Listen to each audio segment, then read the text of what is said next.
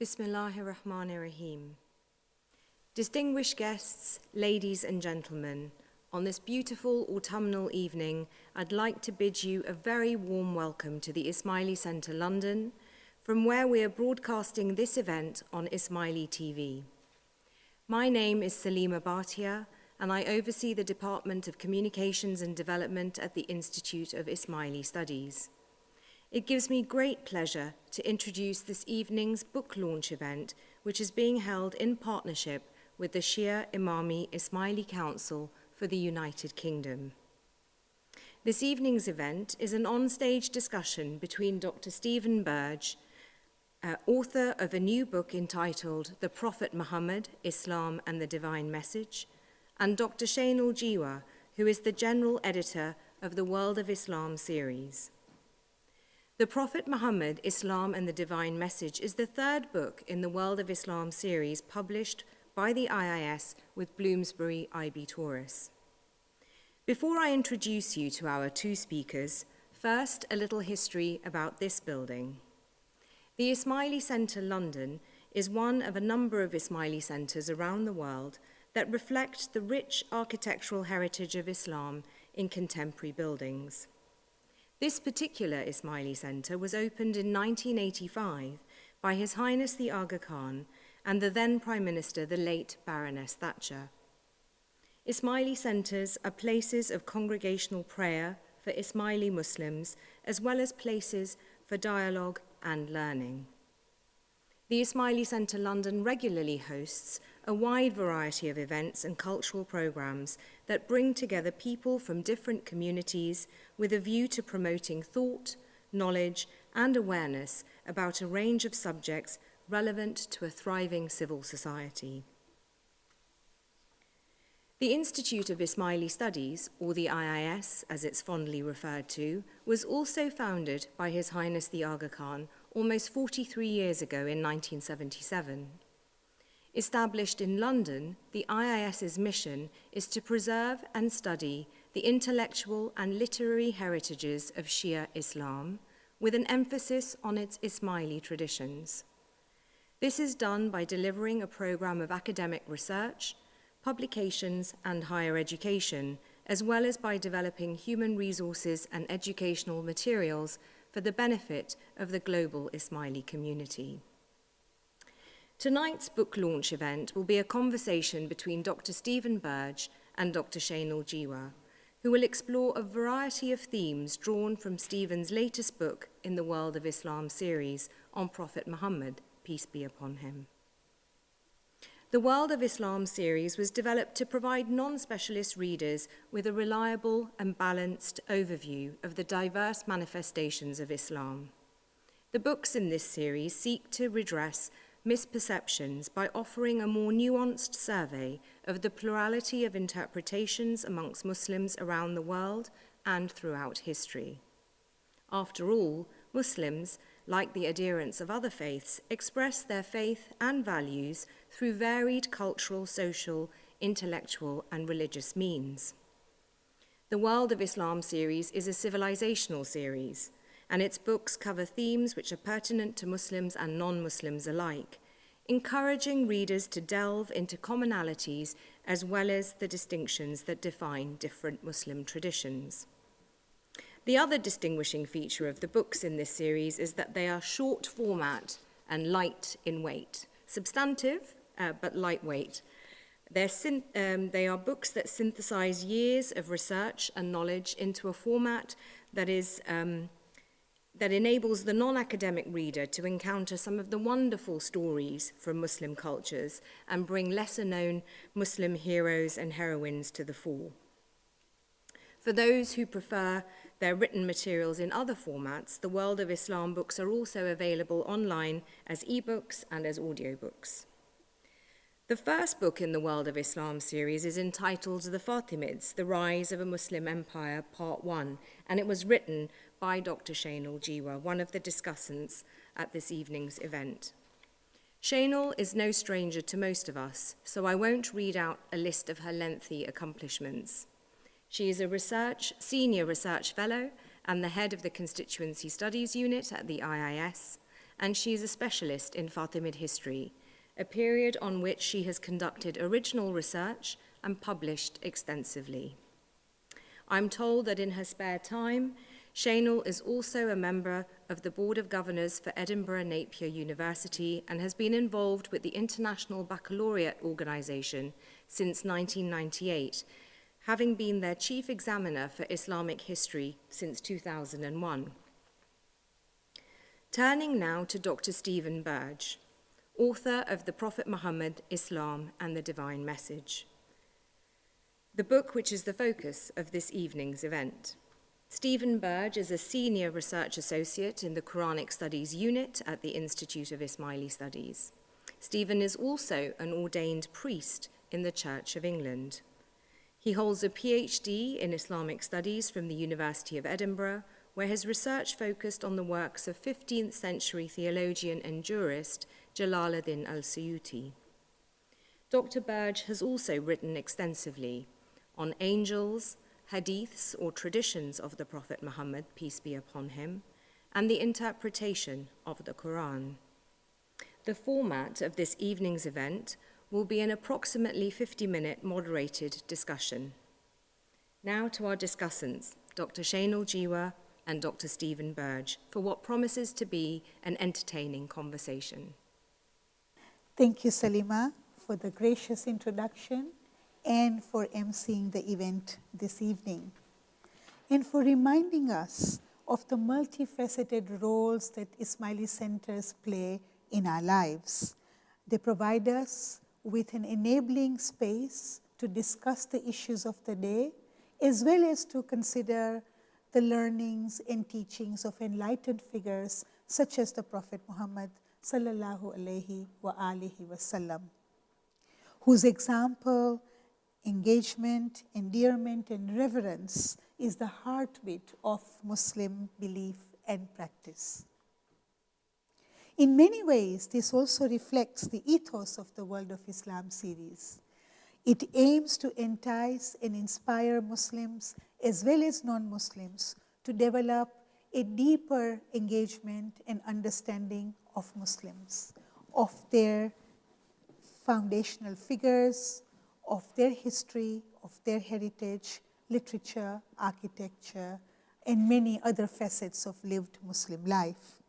And so, it is truly a privilege and very gratifying that we get to launch the third book in this World of Islam series in this space of the Ismaili Centre London.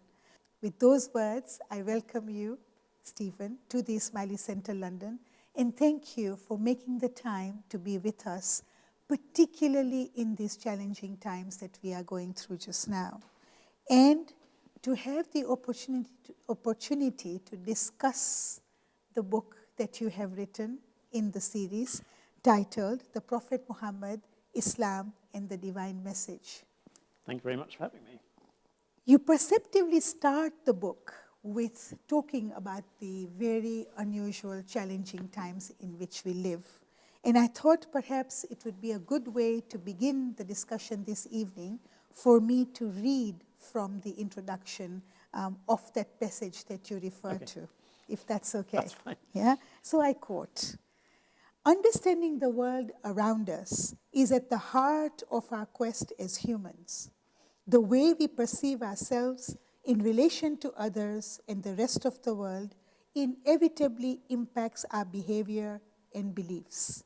However, making sense of an often chaotic and capricious world can prove challenging, from rapid developments in technology and fluctuating geopolitical tensions to the looming climate crisis and increasing global inequality.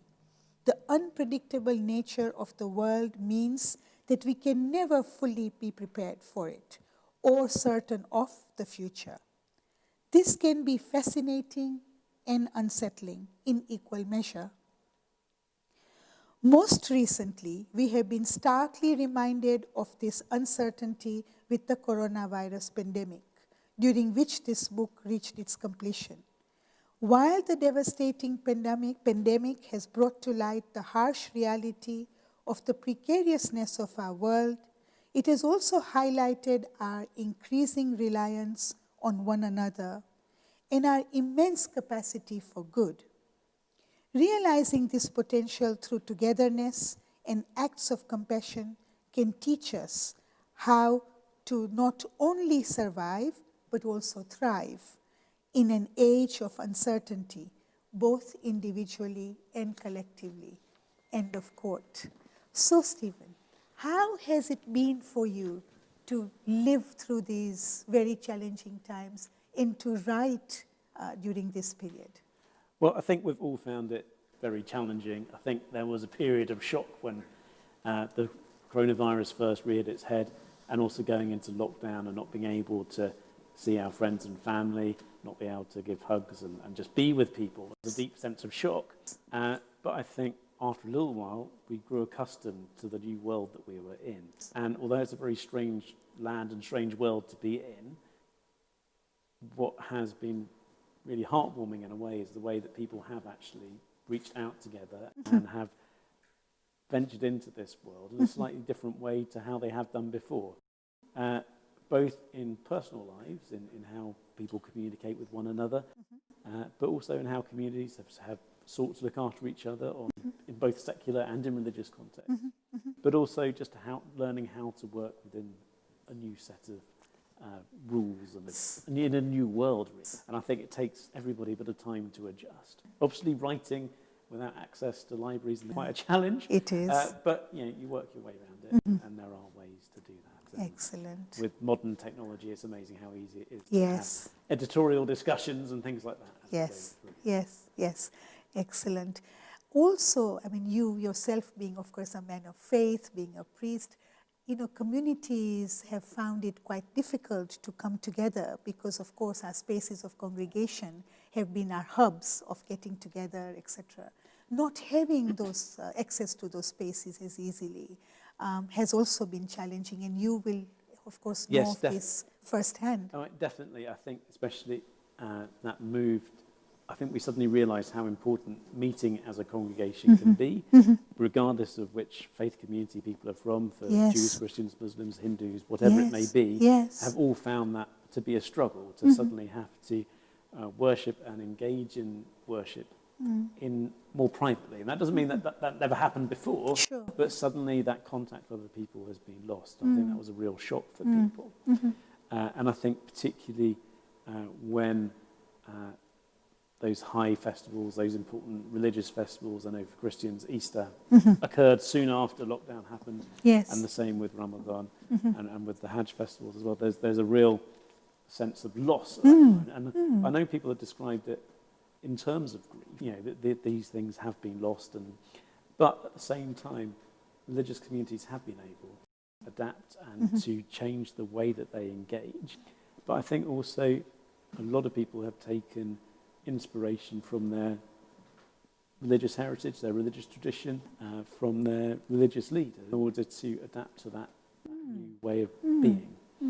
And figures like Jesus and figures like Muhammad are real inspiration for Muslims in their everyday life, and the struggles that people have gone through in the past are the types of struggle that people are experiencing now in a slightly different way, of course. In the world it's different, it's not the same, but inspiration can clearly be drawn from our religious guides.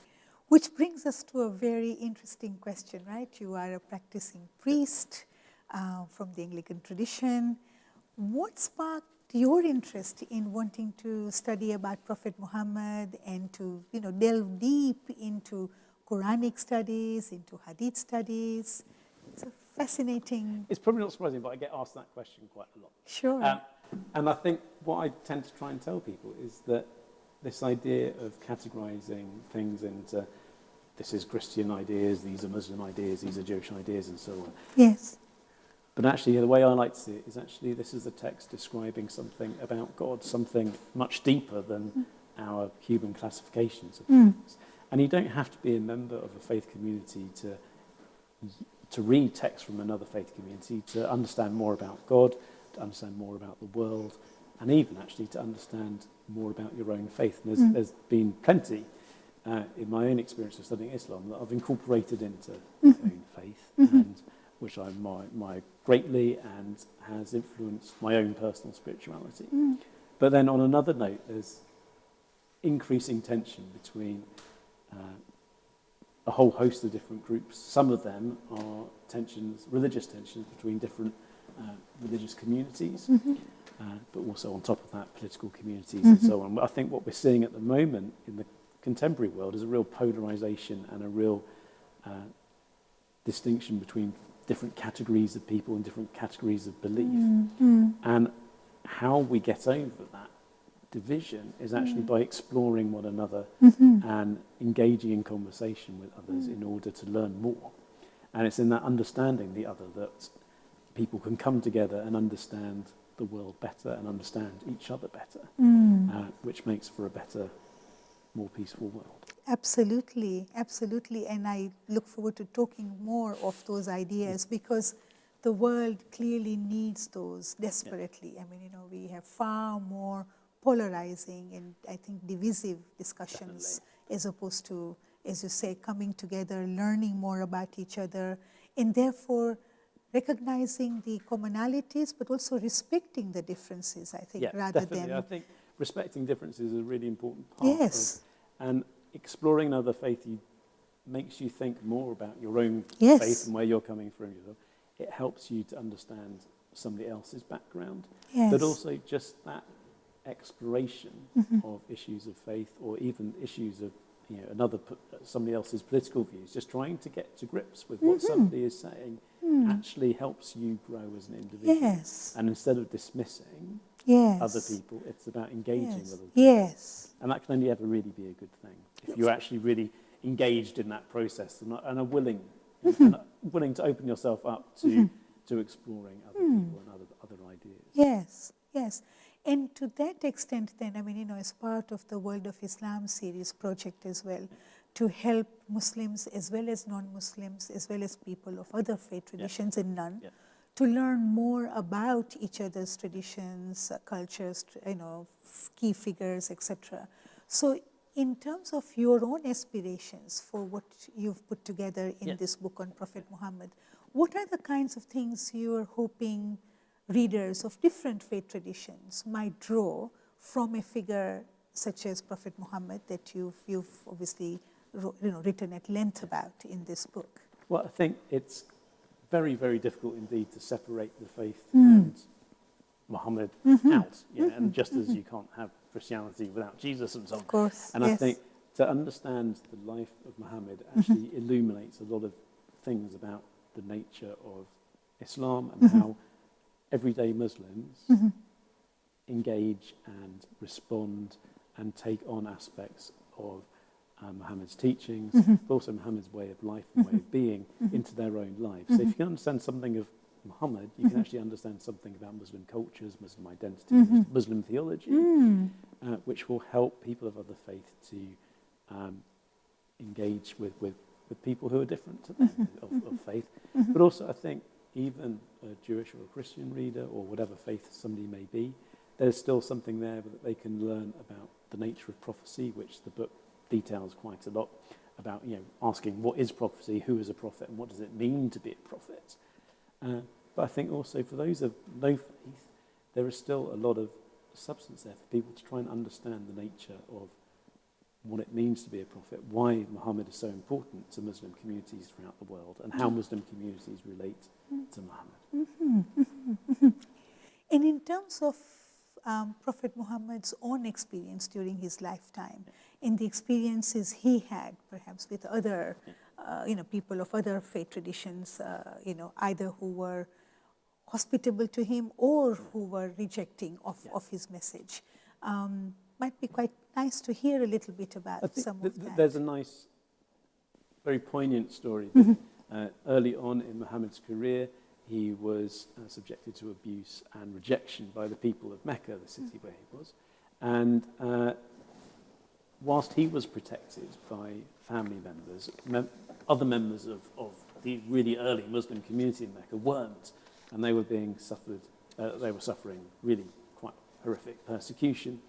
And so the early Muslims were encouraged to perform essentially another hijra, another emigration to Abyssinia, to Ethiopia, to seek protection from there. And there's a nice story of the Christian king, the Negus, actually sheltering the Muslim community. And I have a section from... That would be lovely for us to hear. So this is from an account of the life of the Prophet by Ibn Kathir, Okay. the Mamluk scholar. So, And the Mamluk scholar so this is the Kathir would write... 14th.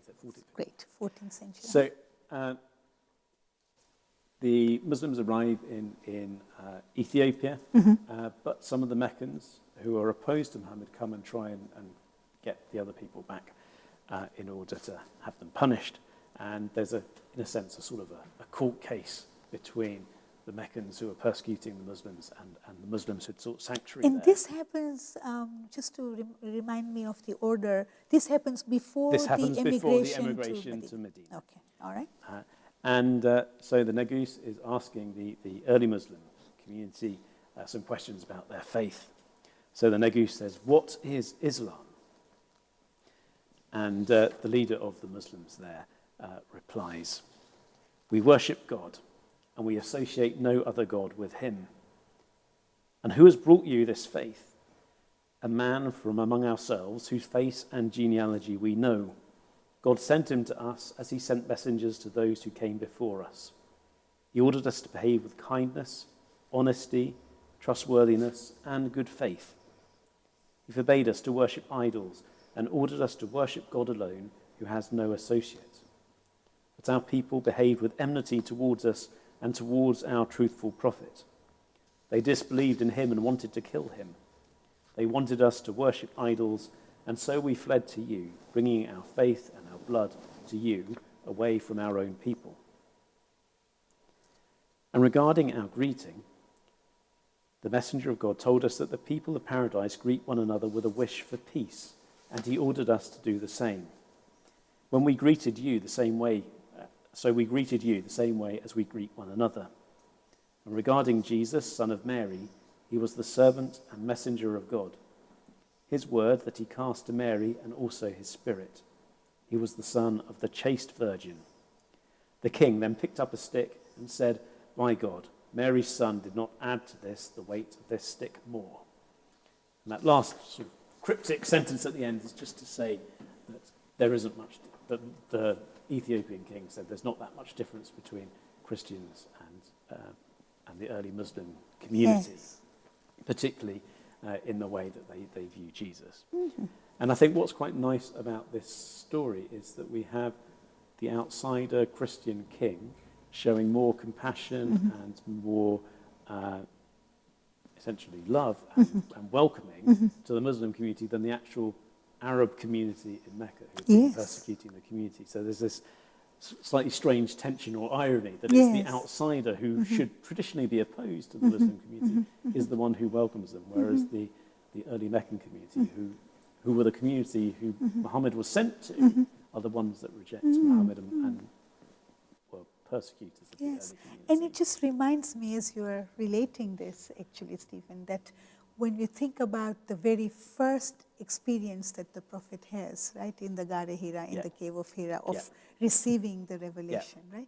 The whole validation of that idea of prophecy, Khadija goes to her cousin, Waraka ibn Nawfal, who is a Christian monk, right? Who recognizes the trope of prophecy and assures her that this is something that that Muhammad has now been graced with prophecy.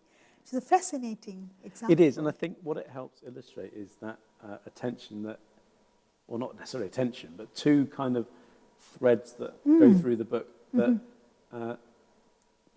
the Quranic and the early Muslim and later Muslim conceptions of prophecy are kind of rooted in two spheres. The first is in Arabia, in Mecca.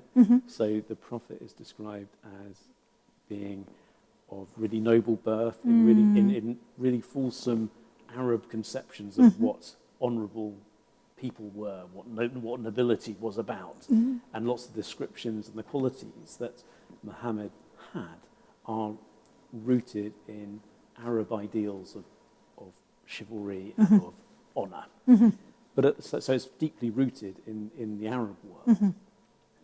But we also see this link to the Judeo-Christian past, of the prophets of the past, of a link between Muhammad and prophets like Noah, Adam, Moses, and Jesus. So there's these twin poles which are looking towards the sort of biblical tradition, but also the Arab tradition. And Islam is very definitely not. There's an overlap between those two ideas, and they flow into and out of each other, and they work to form a distinctively Muslim conception of what prophecy is and who Muhammad was. And so there's also this whole idea then of the Abrahamic traditions, right? Yeah. And as you said, the shared notions around prophethood, prophecy, around certain ethical ideas and values, but also in this whole conception of a creator and then sending a message, and so the prophet and the scripture. There are some very fundamental commonalities in terms of principles as well as ethical values, and perhaps and you I can think one of the really key themes in the book is this idea of change, and that's what prophets are really about. Prophets are about getting people to change the way they live, the way they engage with God, and the way they are. And it's about that response to the prophet, and we see that in the prophets of the past, in prophets like Noah, in prophets like Abraham, and so on. But it's also about that change that Muhammad is bringing about in Arabia to the people of Mecca. He is highlighting issues within society, both religious in their worship of idols and the move towards the worship of the one God, Allah. But there's also ethical concerns about the treatment of those who were more vulnerable in society, particularly widows and orphans, and also the way that even things like markets and how they were functioning, and the way that people were extorting money out of people. So there's this ethical, religious message, and the whole point of the Quran and the whole point of Muhammad's ministry is to engender change and get people to change their ways and to enter into a better relationship, both with God, but also with each other, to build a better society on earth. Yes. And I think that's something that both Jews and Christians will understand as well. That's an idea that is held in common and is a really crucial part of what it means to be thinking about God. That brings us on very nicely to this whole idea of prophecy as a message from God, which you very creatively communicate in the book through a wonderful image of Noah and the ark, and the Annunciation. That whole. Tell us a bit about the story of Noah in the Quran, and some of the kind of key ideas that you think are really of interest and purpose then, but also today. So the Quran does this very, very clever thing where it will talk about stories of the past and recount stories of people like Noah, of Moses and Abraham and so on. And they are ostensibly about Noah, but within them you can see that the ideas are actually being conveyed to the Meccan community as well. So the idea is that when Noah speaks, and in the Quranic accounts, Noah condemns his own people's worship of a series of gods and deities, you can hear that those questions are actually being directed towards the people that Muhammad was ministering to. So those stories from the past are sort of both in the past, but in the prophetic present of the moment when they were being revealed. But at the same time, quite interesting, they're also relevant now. So the Quran is an oral text that has as much power now as it did to the people of Mecca. The way the Quran works and that it asks direct questions of people, it's almost like it's asking direct questions to people now, and is calling for that change and that amendment of life, that change in the way that people are in order to enter into a better relationship with God. Very interesting. So it's not just about the message, but it's also the approach to how the message is communicated. It's very in the now, in the here and now, as it were, and it's a calling, as you say.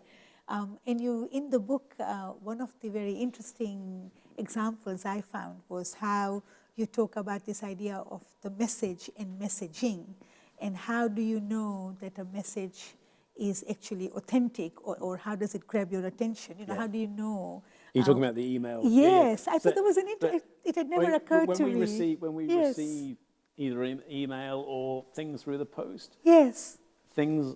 we receive things in particular formats so that we understand whether it's something that we need to pay attention to or whether it's something that we can just chuck in the bin.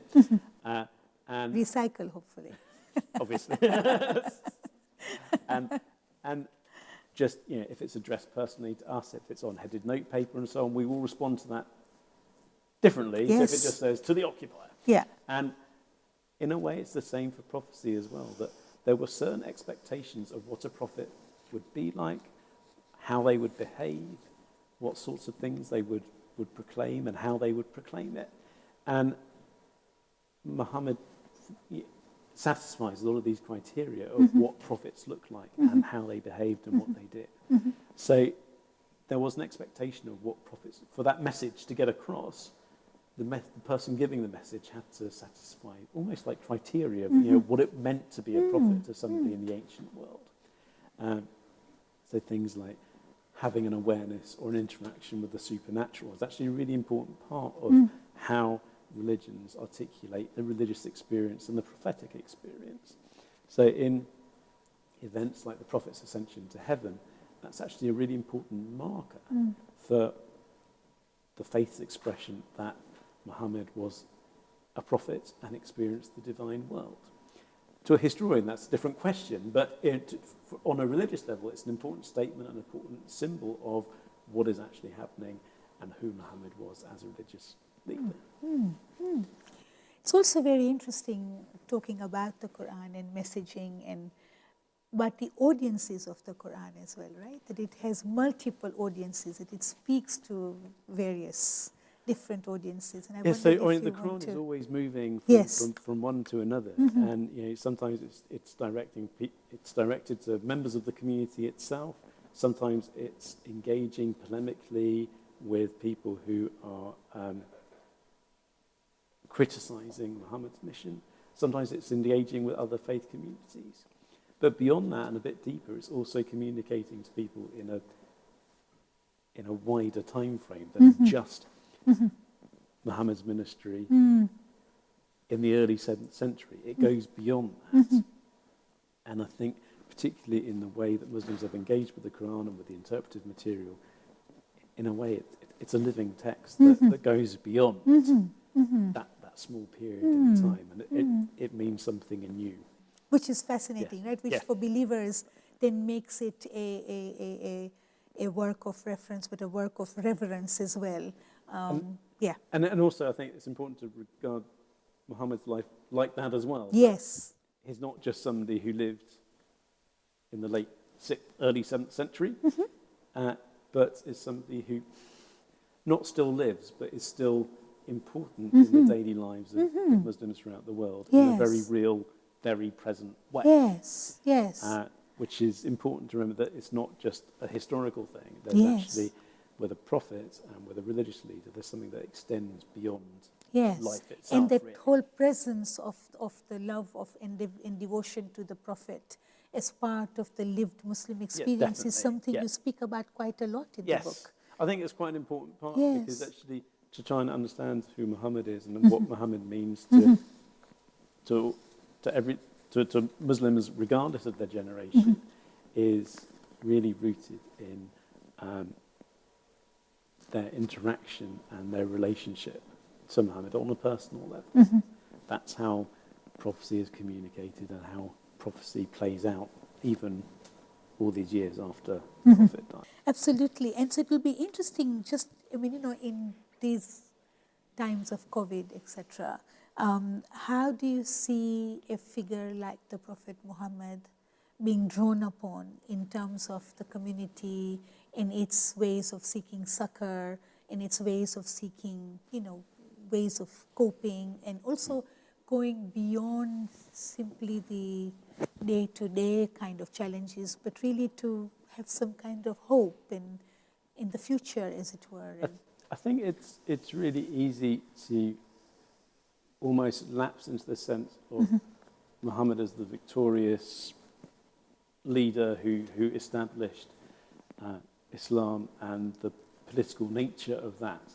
But actually, in a lot of the accounts of Muhammad's life, both in the Quran, the evidence that we have from the Quran, but also in the accounts of his early life in the Sirah literature, we actually notice how precarious his position was. And actually thinking about when we talked about the persecution under the Meccans, you know, his life was precarious. Yeah, it wasn't guaranteed. You know, this victory wasn't going to be guaranteed. Wasn't guaranteed. And it's also, I think, the most touching bits are the accounts of Muhammad's relationships with his children and with his grandchildren, Hassan and Hussein. There are some really touching, intimate moments, particularly in the Hadith literature. There are descriptions of Muhammad playing with Hassan and Hussein, which is a kind of image you don't tend to think of a prophet. But actually, I think in a way it actually shows you how much, how important those that both touch, but also play and is important in our daily lives. To see somebody as important as Muhammad engaging it, but also a lot of Muhammad's children did die, and there are lots of some really touching, moving scenes of Muhammad dealing with the death of his children. I think that's an important part of Muhammad's life that can be easily forgotten. And I think particularly in sort of these times of COVID, I think it really highlights some really important themes about grief, and that this is something that even Muhammad experienced and understands. And I think that helps a lot of Muslims to engage and to relate to Muhammad as almost as Muhammad isn't an ordinary man, but he is at the same time. Yes, he experiences the same sufferings and the same. There are some very moving accounts of Muhammad's death and Muhammad's acceptance that he is human. There's this story where the angel of death comes, but he asks Muhammad, and says to Muhammad, if you don't want to die, you don't have to. And Muhammad said, no, that's an important thing. And I think particularly at the moment, I think that's quite a moving, poignant thing. But I think that idea of Muhammad playing with Hassan Hussein, I think that's some of my favourite descriptions actually, about that real love and enjoyment of life and that connectedness. And it helps portray Muhammad as a normal human being in a way, as well as this prophet who ascended into heaven and had spiritually intense spiritual revelations. Yes. And it's one of the things I think in our days today, with all the social distancing that we ourselves are engaged in, and this whole rupture in terms of family life that people are experiencing, etc. That there is this, we as human beings are social beings, we relate to each other in particular ways. As you say, touch is important, being together is important. And so these are some of the ways in which, of course, remembering that these examples from the Prophet's life also are very, very illustrative and important. There's a wonderful image in the book again, another one that of this car stencil, where celebrating the Mawlid of the Prophet. Birthday, So there was a wonderful example of how the birthday of the Mawlid of the Prophet is celebrated in so many different forms and ways, and celebratory events in different parts of the world. It was really interesting looking for images of the Mawlid. It shows you how varied it is throughout the Muslim world. There's some really sort of street scenes in Karachi with sort of colourful banners everywhere. But I quite like that. I really do like that stencil image, because there's something quite moving about somebody being willing to spray paint their car in order to make a really public statement about their own devotion to Muhammad, their own spiritual connection with Muhammad, and their willingness to and their desire to actually go out into the world. And I think that's quite a dominant theme within the book, actually, about individuals' personal relationships with Muhammad and what that means and how that translates into their lives, and how that plays out. I think that's quite a moving sort of image, a striking image. So there are these communal commemorations of Yeah. the Prophet. But there are, and of course there are poetic commemorations, yeah. you know, the qawwalis and the nats and all that. But there are also these individual expressions of devotion. And I think there's that, I think faith communities in particular really get that and play on that idea of personal devotion, but communal practice and worship as well. And I think there's a really strong play between individuals deepening and their knowledge and experience of God on a personal level, but also doing that as part of a community and coming together, particularly in times of celebration for things like the Mawlid, to actually come together and celebrate and say, this is who we are, this is a really joyous occasion. So Stephen, in your book you speak about Prophet Muhammad being a bringer of law, of a code of law, of ethics, just as some of the previous prophets such as Moses had brought in a code of law, of ethics, etc. And there's a particular passage in the book where you speak about this in a way that really makes it very purposive and meaningful. It'd be great if we could have you read that. I think that there's an important dimension to law, that it's not just about rules and regulations, but it's actually about trying to foster a deeper relationship between an individual and God, but also an individual and other people. So I'll just read the passage towards the end of that chapter. The life and practice of Muhammad inspired those around him in Medina and the generations that followed. The Sharia was not seen simply as a checklist of things that needed to be done to gain access to heaven, but it was seen as enhancing and developing people's spiritual lives. The Shi'i Imam and great-grandson of the Prophet, Zayn al-Abidin, captured this sentiment in one of the prayers in the collection that is attributed to him, titled Al-Sahifa al-Sajdiyah, the Book of the Constant Prostrator. And this is, of course, for the Shia, the Imam Zayn al-Abidin, right? Yes. So he writes, O God, bless Muhammad and his household, and give us success in this day of ours, this night of ours, and in all our days, to employ the good, stay away from evil, give thanks for favours, follow the Sunnah's norms, avoid innovations, enjoin good behaviour, forbid the disapproved, defend Islam, diminish the falsehood and abase it, help the truth and exalt it, guide the misguided, assist the weak, and reach out to the troubled. This prayer exemplifies what living according to the Sharia is all about. It is not simply following rules and regulations, but instead it's about embodying what it is that God desires for the world. In doing so, the supplication looks towards a future of success in which humans are rewarded for fulfilling God's will. Zayn al-Abidin here articulates the way in which following God's path on earth in the human world remains intimately related to the divine world. To get to the heart of the divine message that Muhammad brought, it is important to reflect on what Arabia was like before and after the message was proclaimed. As we have seen, Muhammad's message engaged with the context in which it was revealed. After its proclamation, and especially after the formation of the Muslim community in Medina, the ethical and religious worldview of the Quran became a social and political reality. Muhammad's role as a prophet and a messenger was pivotal in the establishment of a community that radically altered their existing beliefs and social structures. Muhammad's prophetic career was rooted in both the ancient and the new. The characteristics and manifestations of his prophetic mission were closely aligned with the experiences of the prophets of the past. As the Quran asserts, Muhammad's experiences were not those of a poet or a soothsayer, but they were a sign that he had received a divine message from God, like those before him. What the communities in Mecca and Medina were witnessing was not necessarily a new phenomenon.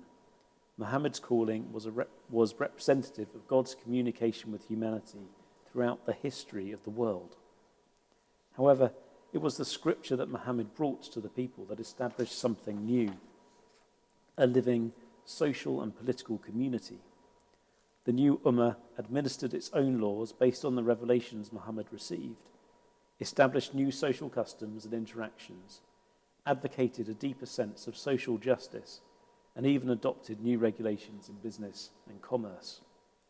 As a prophet, Muhammad ushered in a revolution that transformed how a community behaved and related to one another. Muhammad came to embody the new way of living that God instructed the Ummah, and indeed all people, to follow. Beautiful. What a wonderful way to bring the evening to a closure. It's been really lovely talking to you. Thanks for Thank having you me. very much for being here with us again and for really helping us see the life and times and the legacy of Prophet Muhammad. For Muslims, of course, he's a prophet and he's somebody who is very dear and very close to our hearts and in our lived Muslim experience, but also to understand him through your eyes, as a man of faith from another tradition, part of the Abrahamic traditions, but, seeing those commonalities and seeing those various ways of connecting has been very powerful, certainly for me and I'm sure for the audience as well. How appropriate and apt for our time as well. Thank you very much, Stephen, for joining us this evening and for having this excellent discussion around your book, which we look forward to very much, and which is titled The Prophet Muhammad, Islam and the Divine Message. I would like to remind the viewers that the book will be available online from Bloomsbury Publishing and other reputable e-tailers from 12th November 2020, and it will be priced around £8-9, depending on which part of the world you are purchasing it from. And also that e-copies and audio copies of the work will also be available. Please feel free to purchase your copy that way if you prefer to read it or listen to it rather. It will also be available through the Tariqa boards and their literature counters and also in the Jamaat Khana libraries shortly. So we hope that you will make the most of this opportunity to enjoy this excellent work. Before we close this evening, I would like to thank all the people that have made the event possible. The Shia Imami Ismaili Council for the United Kingdom and the Ismaili Tariqa and Religious Education Board, the Ismaili Centre London Events Services Team, the Audio-Visual Unit for Filming and Editing, and all of the uniformed and non-uniformed volunteers here today. Lastly, I'm pleased to inform you that the next Ismaili Centre London event will be our annual Milad al-Nabi lecture, marking the auspicious occasion of the birthday of our beloved Prophet Muhammad, peace be upon him. This year's annual Milad lecture, which is entitled The Quest for a Moral Economy in the Post-COVID Era, will be delivered by Professor Muhammad Iqbal Asaria, CBE, who will be joined by Mahmoud Ahmad, who is the chairman of the Aga Khan Foundation UK, and the talk will be premiered on Ismaili TV on 11th November 2020. We do hope you will tune in then and join us for this exciting and upcoming event. Thank you, and Ya Ali Madad.